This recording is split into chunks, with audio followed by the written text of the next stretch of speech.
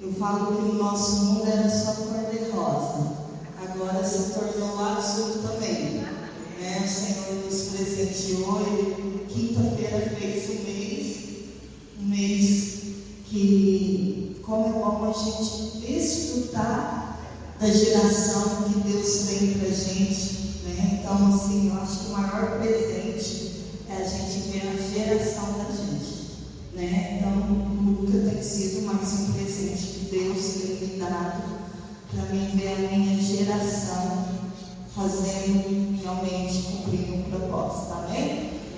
Querido, eu buscando em Deus, e até ontem à noite eu não tinha palavra. Até ontem à noite eu falava, Senhor, o que o Senhor quer que eu me visse? E hoje eu acordei às 6h30, tirei meu período de oração e falei, Senhor, o que o Senhor quer? Eu falei, eu não estou te entendendo, né? Fala comigo. E há um mês e pouco, nós ministramos na igreja uma série chamada Indesistível. O que é ser indesistível? Né? Aí o Senhor falou, você vai falar sobre Elias. Elias foi indesistível. Mas para ele ser indesistível, ele passou por um processo. E quando a gente olha, a gente vê Elias passando todo esse processo, e aí a gente fala, nossa, muitas vezes eu agi como Elias. Mas Elias não parou a sua carreira. Ele teve momentos que ele entrou dentro de uma caverna, mas ele não parou a sua carreira. E ele entrou dentro dessa caverna muito, não pelo acontecimento, mas o que estava dentro dele. E muitas vezes nós entramos dentro de caverna pelo que está dentro de nós.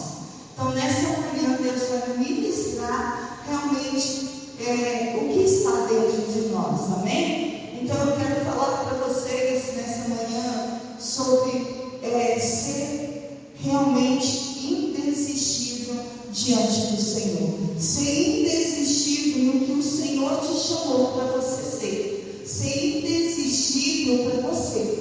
Porque quando nós entendemos isso, nós podemos analisar em nós e ver que o Senhor tem um propósito. Porque se você pegar aqui a história de Elias, você vai ver que ele foi um extraordinário profeta. Mas mesmo sendo um extraordinário profeta, ele quase desistiu. Por quê? Porque ele tinha coisas na vida dele que precisava realmente ser tratado. Sabe, querido, o que você faz, o que você fez cair, nunca será suficiente. O que fez você cair nunca será suficiente para manter você prostrado. Se a sua fé e dependência estiver em Deus e nele, você determina prosseguir em frente. Então presta atenção aqui comigo, né? Vamos abrir aí em 1 Reis 17:1. Fala assim: ora, Elias, bispo em Gileade, disse a Acabe, juro pelo o nome do Senhor, Deus de Israel, a quem eu sirvo, que não cairá orvalho nem chuva nos anos seguintes, exceto mediante a minha palavra. Depois eu quero que vocês abrem comigo 2 Reis 1:12. 2 Reis 1:12.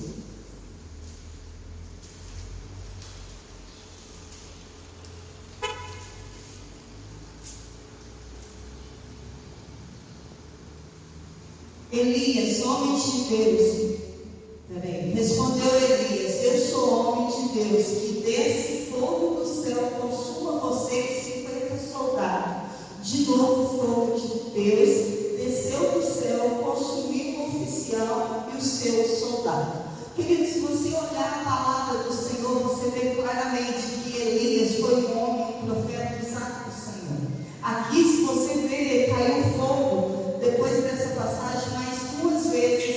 Ele realmente matou mais de 150 homens. Elias realmente cumpriu todas as palavras que Deus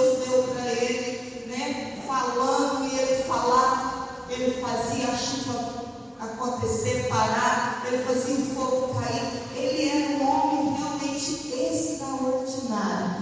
Mas se a gente parar e pensar, o que aconteceu com o profeta no momento que ele realmente paralisou? Abre comigo aí em 1 Reis 19, do 1 ao 4. Vamos lá.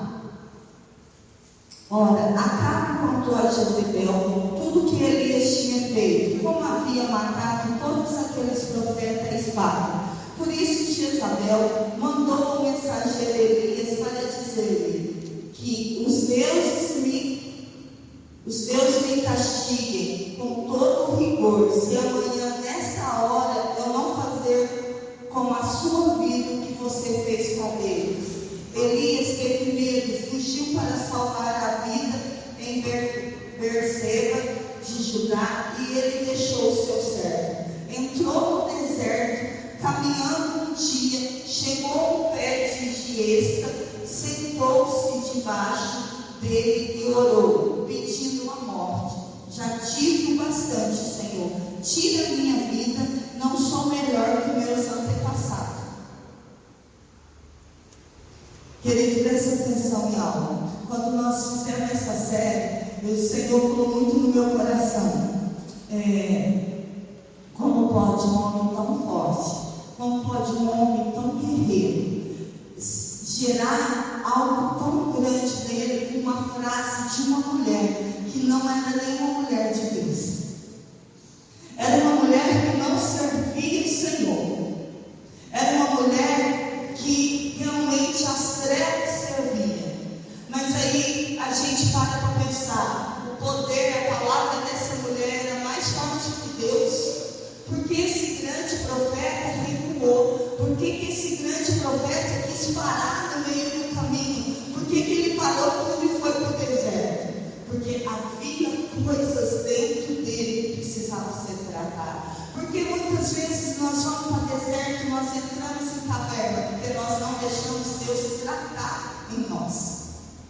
Sabe, se nós queremos viver o extraordinário de Deus, eu preciso aceitar o tratar de Deus dentro de mim. Eu preciso aceitar que Deus me molda como Ele quer me moldar.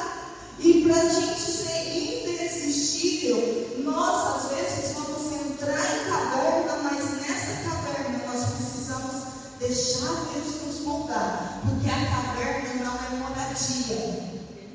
E nem deserto é moradia nossa.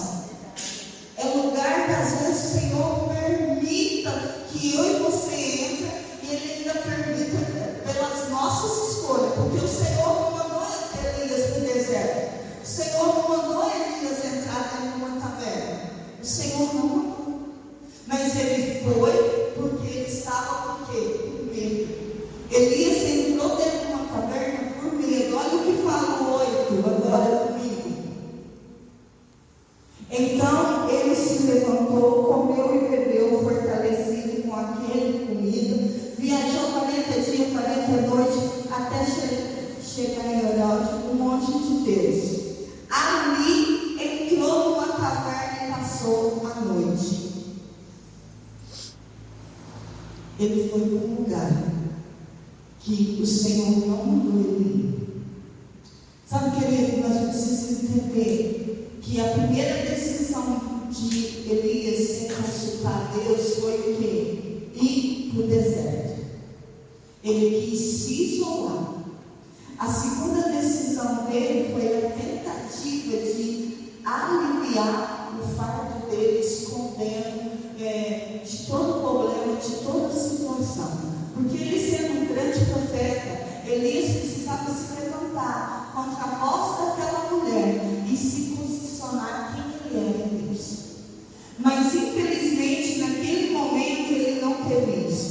Elias entrou dentro da caverna e ali, querido, ele se escondeu. Caverna onde ninguém poderia achar ele, onde ele não seria cobrado. Mas o Senhor não permite que nós ficamos dentro de caverna. O Senhor, Ele olha em mim e você, Ele sabe quem nós somos. Nós que não sabemos quem nós somos.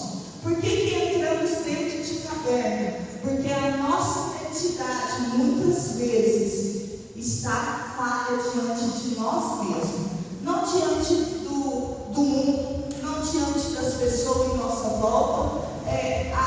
O inimigo só consegue atacar, o inimigo só consegue fazer algo quando a nossa identidade, ela não é real na nossa vida. Eu estou fazendo um curso de psicanálise, cristã, e a maioria das coisas que acontecem em nós é através do que está na nossa mente, no nosso psique. Então nós precisamos entender claramente quem eu sou. Nós precisamos entender claramente o que Deus me chamou. É claro que muitas traumas, muitas coisas que nós carregamos vem lá da nossa infância. Mas se nós aceitamos Jesus como nosso único Salvador, nós precisamos entender que Ele morreu naquela cruz por mim e por você, para que nós possamos olhar lá na nossa infância e nós realmente resolver dentro do nosso interior o que nos paralisa. E Elias, ele tinha traumas. Elias tinha área da vida dele que paralisava ele. Vamos comigo do 10 agora ao 14, no 19 ainda. E ele respondeu, eu parei no 9, vamos ler a parte B. A palavra do Senhor veio a ele: o que você está fazendo aqui, Elias? Sabe que muitas vezes o Senhor pergunta para mim e para você: por que você entrou dentro dessa caverna? O que você está fazendo neste lugar? Porque nós vimos que caverna é um lugar que não é habitado. Não é para ser habitado. O Senhor não chamou em você, não criou em você para entrar em caverna e morar neste lugar. Nós precisamos voltar para o Senhor. E o 11 fala assim, o 10 fala assim, ele respondeu: tem sido muito zeloso para o Senhor, o Deus dos exércitos. Os israelitas rejeitaram a tua aliança, quebraram os teus altares e mataram os teus profetas à espada.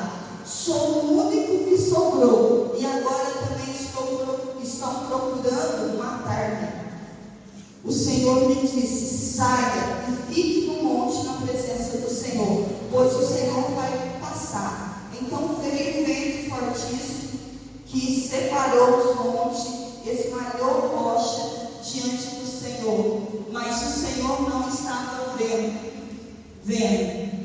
Depois do vento houve um terremoto, mas o Senhor não estava no terremoto. Depois do terremoto houve um fogo, mas o Senhor não estava nele. E depois do fogo, até o 14, nós vamos ler.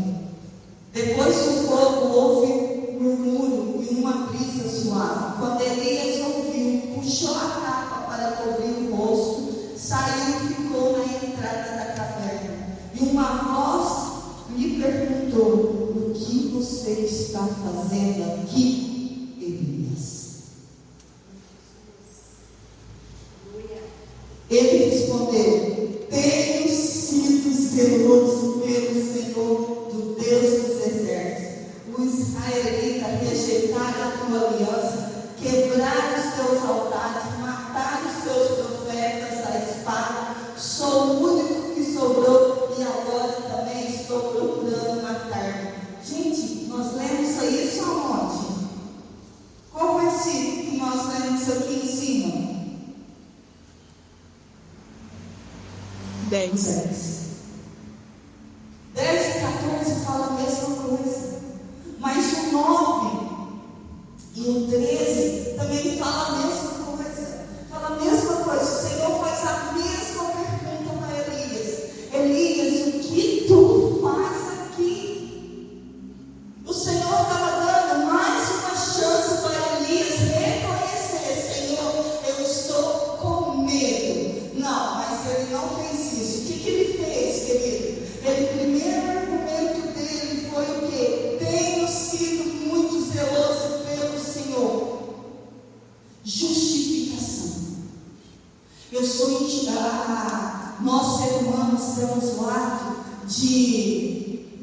justiça própria é a palavra correta.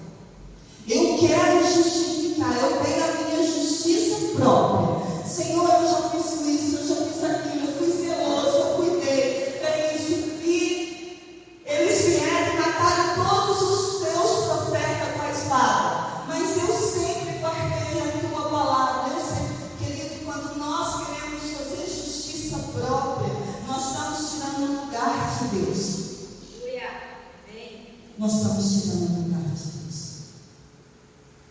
Porque quem nos justifica, a palavra é clara, quem nos justifica? Deus.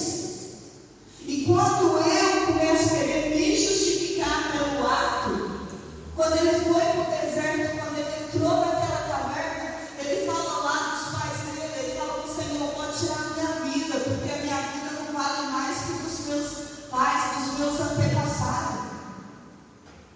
Elias estava ferido, mas ele não conseguia falar para o Senhor, ele não conseguia olhar para o Senhor e falar: Senhor, eu estou com medo, eu acho que eu não sou digno. Como ela matou todos os profetas, ela pode me matar a qualquer segundo.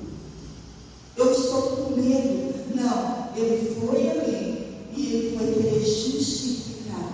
E quantas vezes Deus fala para mim e para você, ele pergunta: o que tu está fazendo neste lugar? Eu não te mandei, eu não te ordenei, porque tu ainda está aqui, porque você está paralisado, porque você não avança, porque você não tem fé.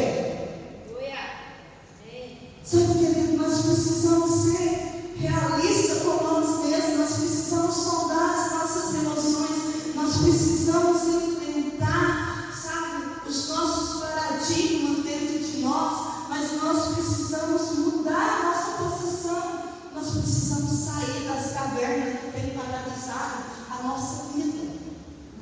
Porque Deus tinha um grande chamado para Elias, e Deus tem um grande chamado para a tua vida. Amém? O ano passado, né, na série Shekinah, eu falei, quando a gente foi montar a série, eu sempre divido a série da igreja dos meus líderes, né, para cada um ministrar uma palavra. E quando eu fui sentar, abrir a série para dividir, o Senhor falou assim: essa você não vai dividir com ninguém.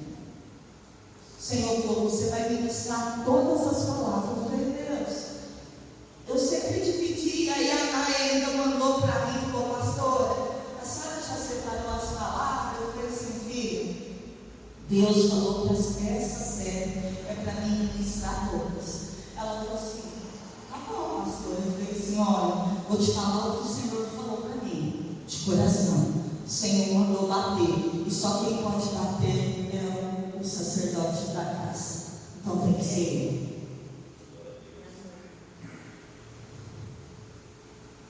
O bater, querido, é levar o povo a entender que a obra de Deus só acontece através de nós e por meio de nós. Não tem como o Senhor operar, porque Ele fala: eu vou para o Pai, mas queria deixar nós aqui para fazer sinais, maravilhas maiores que Ele fez no nome dEle. Então, para fazer, Ele precisa de mim e de você. Para operar algo, Ele precisa de mim e de você, para chegar em alguém e falar do amor de Cristo. Ele não pode abraçar alguém, Ele precisa de você para você dar um abraço em alguém.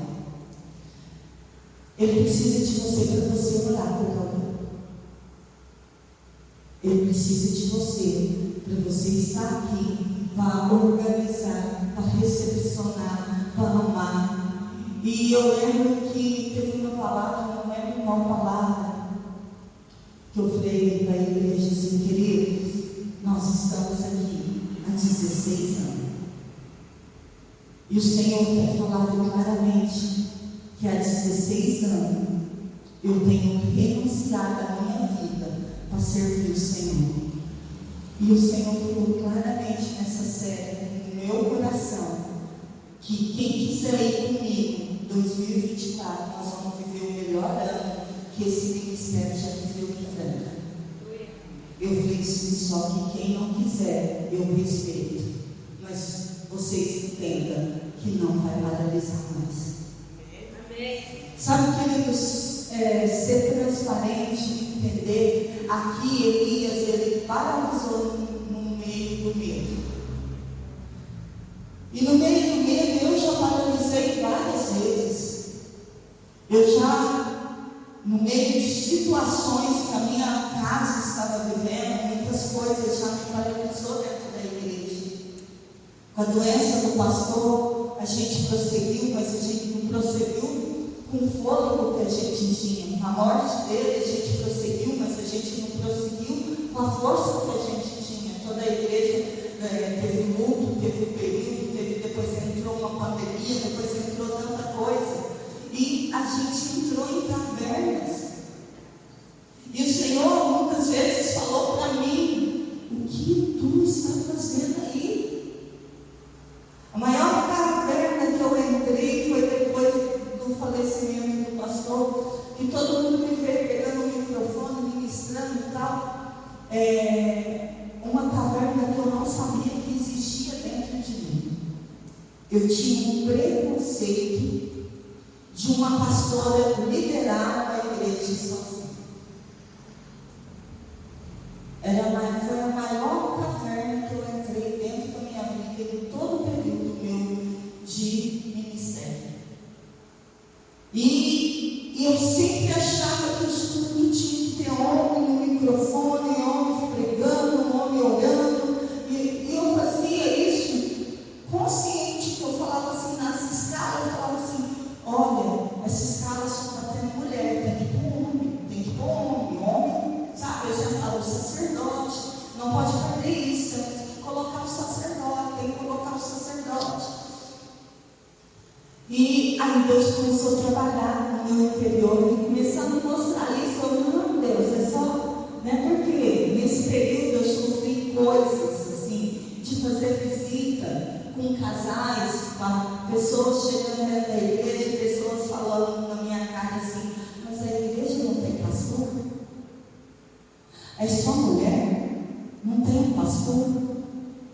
E aquilo foi entrando, e o que eu tinha de preconceito dentro de mim, oculto, foi virando uma bola de neve dentro de mim, inconsciente.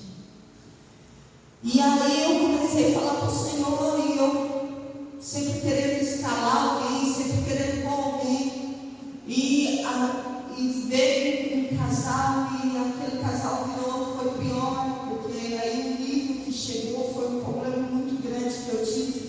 E no meio desse problema muito grande que eu tive, eu comecei a orar sobre essa situação e perguntar para Deus por que tudo aquilo estava acontecendo. E o Senhor começava a me dar o mesmo sonho. O pastor faleceu 12 de setembro, dia 15 de novembro, o apóstolo Marcavo Franca fez um culto, e nesse culto ele, diante da igreja, ele passou toda a autoridade do ministério para os povos de Franca sobre a minha vida. E o Senhor sempre me mostrava a mesma visão, eu na frente, com a mão estendida, o apóstolo, o bispo, a bispa, apóstolo orando sobre a minha vida. Acho que o pastor Armando estava também, eles também estavam, foi para frente. E todo mundo, o Senhor me mostrava aquela cena, e eu falava: Deus, o Senhor me deu 3 noites o mesmo sonho. E eu falava: Deus, eu não estou entendendo. E na última noite, quando o Senhor me deu o mesmo sonho, o Senhor, porque eu vinha falando: Deus, eu não estou entendendo esse sonho. O Senhor, na noite, ele fala: a autoridade eu não dei para homem, eu dei para você, pelo seu coração. Eu não escolho homem e nem mulher, eu escolho o coração para você.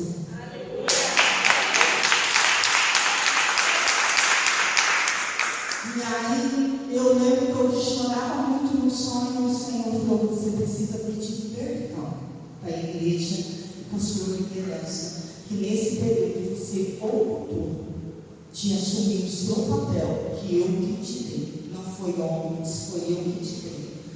E naquele domingo, diante da igreja, eu chamei a minha liderança na frente, eu pedi perdão por minha liderança diante da igreja, pelo tempo que eu ocultei, que o Senhor tinha derramado sobre a minha vida.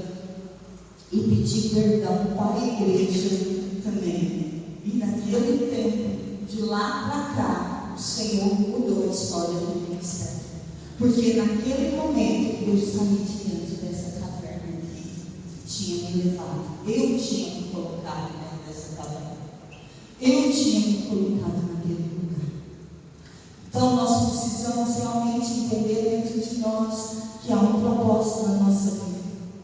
E para cumprir o que Deus tem, quando o Senhor pergunta, porque eu poderia claramente, o meu argumento com o inimigo era: eu sou mulher, precisa de um homem, o povo precisa de um sacerdote, o povo precisa de uma figura masculina. É o que eu falava para Deus em tudo, em tudo, em tudo.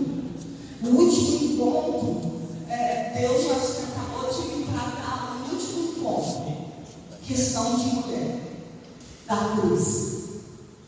Porque na minha cabeça, a ministração da cruz precisa ser de um homem. Quem já passou por um encontro entende. E eu falei para o pastor: não, pastor, eu acho que precisa ser alguém daí. Aí eu mexia dali, mexia daqui, não dava certo. E eu orando sobre essa ministração, e o Senhor falava: você ministra. Eu falava: Deus, eu não quero ministrar a cruz. A cruz tem que ser um homem. Eu falava isso para Deus na minha oração: a cruz tem que ser um homem. Não, né? E eu deixei, tanto que quando nós fizemos o cronograma, a cruz estava sem nome que ia pregar. Que até no último momento eu deixei aberta a mensagem da cruz. Eu deixei aberta. Porque eu falava: tem que ser um homem. E eu lembro que quando eu terminei a cura, que foi encerrando, o Márcio veio, o Marcinho falou assim: agora é a cruz, né, pastor? Eu falei: Aí ele virou assim: quem vai pregar? Eu falei assim: não faz essa pergunta para mim, não. Ele: não faz essa pergunta para mim. Ele: o que foi, pastor? Eu falei: não faz essa pergunta. Eu falei: porque eu acho que a cruz tem que ser homem, não uma mulher. Ele olhou e falou assim: é a senhora, né? Eu falei: e de todos os encontros, não é porque foi eu, de todos os encontros da ministração da cruz, eu nunca vivi uma cruz como aquela. Sabe? Márcio veio e falou: pastor, que cruz foi essa? Eu falei assim: foi Deus. Foi o Espírito Santo. É a gente entender, querido, que mesmo ainda que a gente acha que está curado, o Senhor ainda está tratando alguma coisa que está dentro de nós, a gente precisa permitir. Eu achava que já tinha resolvido essa questão de mulher, sabe? Já estava tudo resolvido dentro de mim. Acho que Deus já tinha me moldado, já tinha me quebrado, já tinha feito o que precisava. Não, Ele ainda precisou do encontro me quebrar. Então nós precisamos, querer entender que a caverna é um lugar que às vezes você precisa passar para você entender o grande propósito que Deus tem na sua vida. Mas quando você passar na caverna, você precisa abrir os seus ouvidos para ouvir a voz de Deus e depois abrir o seu coração para deixar Ele tratar. Não fazer como Elias fez. Ele usou argumento.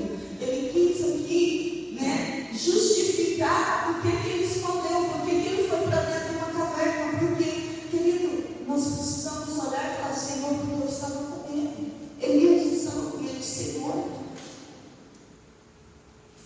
Era apenas medo.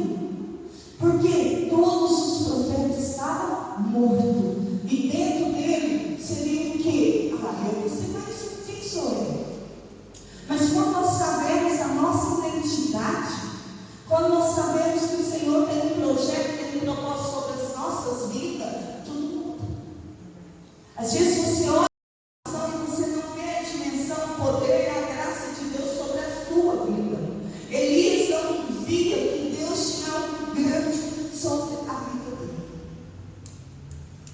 E para a gente ser irresistível, nós precisamos entender que há algo grande sobre a nossa vida. Porque quando eu entendo que há algo grande sobre a minha vida, que vem do trono de Deus, eu não vou parar.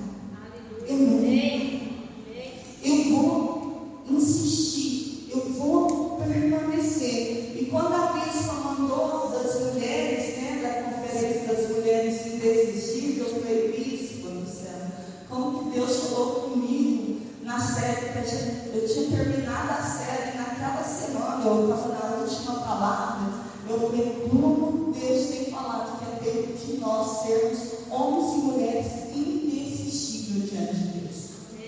Sabe assim, indesistível que Deus te chamou. E aí eu quero levar vocês a entender, se você não for indesistível diante de Deus, querido, o argumento vai interromper o seu futuro. Porque o argumento é o seu passado. E não tem como o seu futuro prosperar se o seu passado ainda fala mais alto. Então, se eu olhar diante de Deus, assim, a pastora e o pastor conhecem, mas eu não gostava de microfone. A minha filha pode ver, eu falava que eu amava ser sombra do pastor Gilberto. Eu era aquela que gostava de trabalhar nos bastidores.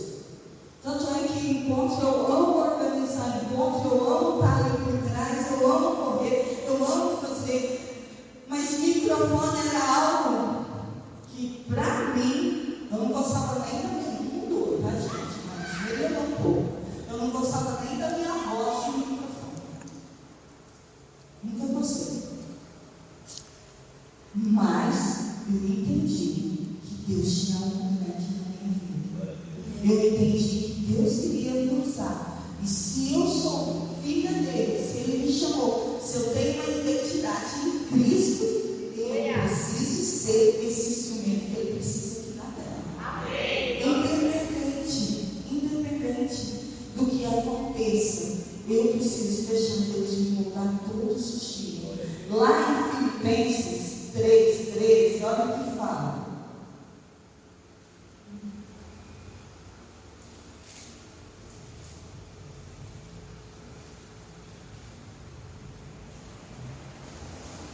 Filipenses 3:13 fala assim, ó, irmãos, não penso que eu mesmo já tenha alcançado, mas uma coisa faço, esquecendo-me das coisas que ficaram para trás, avançando para o que estão diante de mim. Prossigo para o alvo, a fim de ganhar o prêmio chamado celestial de Deus em Cristo Jesus. Prosseguir no alvo, seguir à frente, passar, sabe? Não importa a dificuldade do seu presente ou assustador do seu futuro, para aquele que vive hoje no centro da vontade de Deus, ele sempre será o melhor. Ele sempre será o melhor para a sua vida. E aqui, para a gente começar já a encerrar, eu quero que vocês abram comigo aí em 2 Reis 2.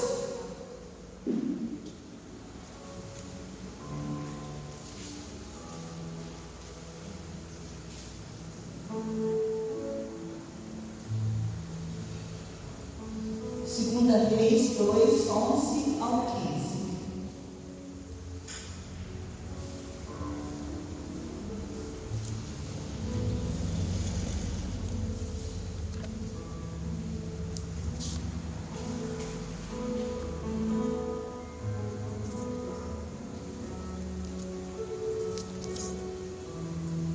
De repente, enquanto caminhava e conversava, apareceu um carro de fogo, puxando um cavalo de fogo, e separou. Elias foi levado ao céu num redemoinho. Quando viu isso, Eliseu gritou: meu pai, tu eras como os carros de guerra e cavaleiros de Israel. E quando já não podia mais ver, Eliseu pegou a própria veste e rasgou ao meio. Depois pegou o manto de Elias que tinha caído e voltou para a margem do Jordão.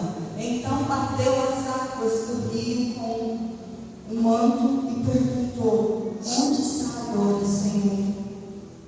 O Deus de Elias, tendo batido as águas, elas se dividiram e ele atravessou. Aleluia.